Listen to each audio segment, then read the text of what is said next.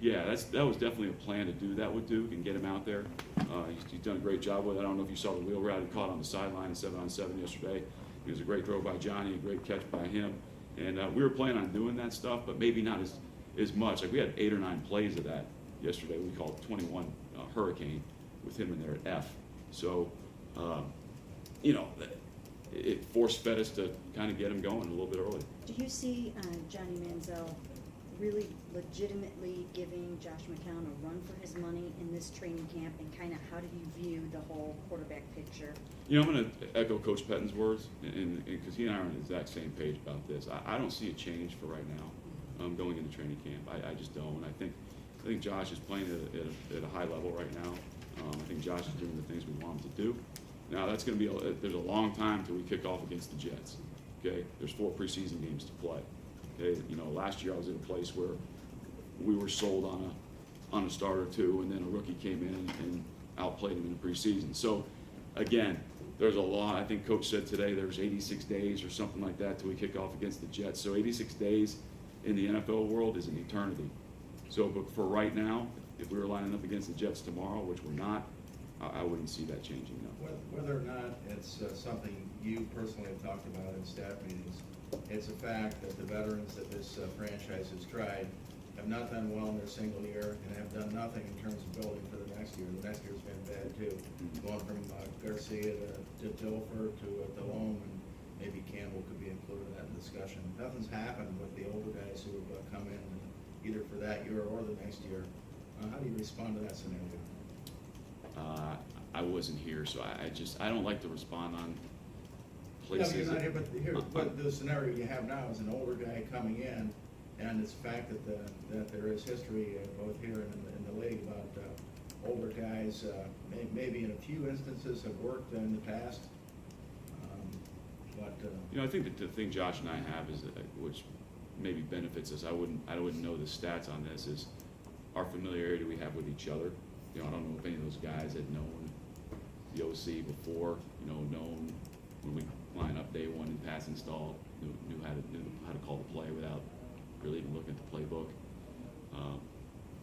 That'd be a situation I think that might be a little bit different.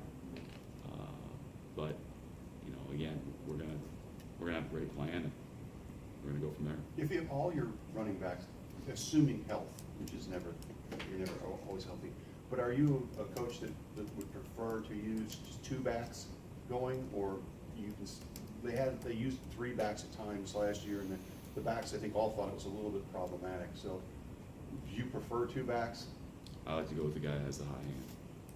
If the guy's got the hot hand, write it out. Now, you're going to have game plan specific plays for certain guys, like a Duke Johnson, where you want to get him out on a pass route or run a certain, outside zone or whatever. But, I'm a big believer in the best 5 offensive linemen up front. I'm a big believer in if the guy's got a hot hand, you keep riding him. And that's kind of just a philosophy that I have. Who do you think your 5 best offensive linemen would be? I mean, is Cam in that? Cam's in the mix. Absolutely. There's no doubt about it. Cam's in the mix. It was disappointing to see him go down with that injury because he was making strides. Now, again, it's a fine line with Cam. And, again, right now, all the tape on Cam's not going to be pretty because we're playing him at 3 different spots. But in the big picture, like I always talk about, and I try to think as big picture as I can, it's going to help us in the fall. It really is. It's going to help us. The kid's going to have exposure to a lot of spots on the offensive line. Where do you think you'll line him up day 1 of training camp? Day 1 at training camp. Probably right guard. And then we'll always mix him in a little bit at center and always mix him in a little bit of left tackle. But if I had to guess, I'd say right guard. Why left tackle instead of right tackle? Because Joe Thomas doesn't practice every day. So they're saying, yeah, this. Yeah, but in terms of it's possibly starting at right tackle, Thompson going to start as healthy. Sure. And getting the right tackle. Yeah, he's played all 5 spots this spring. I mean, so, but if you had to tell me where he's going to start out, it'd probably be right guard. What about Mitchell Schwartz and John Greco? What did you see from that? I'll tell you, I really like those 2 guys. I like our offensive line. This is as talented a group, as smart as a group as I've been around. I mean, they're exactly what you want on an offensive line. Okay, And a lot of the offensive linemen are the same no matter what franchise you go to or team you're on. They all hang out together, they're all friends, and you hope the majority of them are all smart guys, and we're fortunate that all those guys are off the charts smart, okay? Off the charts smart. I think Mitchell Schwartz has gotten a lot better in his pass protection in this offseason. I think he's gotten a lot better. It's hard to tell without the pads on, but, you know, when you're going against some of the guys we have across the ball, I'm pleased with Mitchell Schwartz. I'm pleased with John Greco. I think both those guys have had a positive spring. You know, just let me follow up on Schwartz. For some reason, I'm not saying from you guys at all, but he gets a reputation of not, everybody wants to keep replacing that guy. I haven't heard that, so I have not heard that since I've been here. So. Flip, what about Rob Haslett? You seen him line up at the slot, outside receiver? Yeah, I think Rob's very similar to Duke. I think you've seen him line up in a bunch of different places. The thing Rob brings to the table is, he ran past. I don't even know who it was yesterday. Watching it on tape, you know, when we ran the corner go to Hawk in the red zone. I mean, he was the guy that has to clear out the play for the outside post. And you know, I don't think it was Joe. It may have been Joe on the outside, but you know, he ran right past the guy. So every time you have a guy that's that big and can run that fast and do a lot of jobs, those guys have a way of lasting in this league and playing at a good level. Despite the Last fact one. that you know, Josh is obviously the likely starter right now. After watching Johnny now throughout this whole entire offseason, how encouraged are you that he can do this job in the NFL, or how excited are you about what he I'm pleased with Johnny. I'd say I'm pleased with Johnny, and you know, the kids had the lack of continuity in that second huddle has hurt him a little bit. It really has, from the offensive line, guys moving around, the receivers, you know, 2 young receivers that are in there with him. So some of the things you see on the field aren't all on Johnny.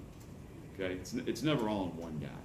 Okay, just like anything, the old cliche, the quarterback gets way too much praise when we win, and way too much blame when he loses. So, you know, not everything Johnny's been out there has been on Johnny. I'm very pleased with his progress.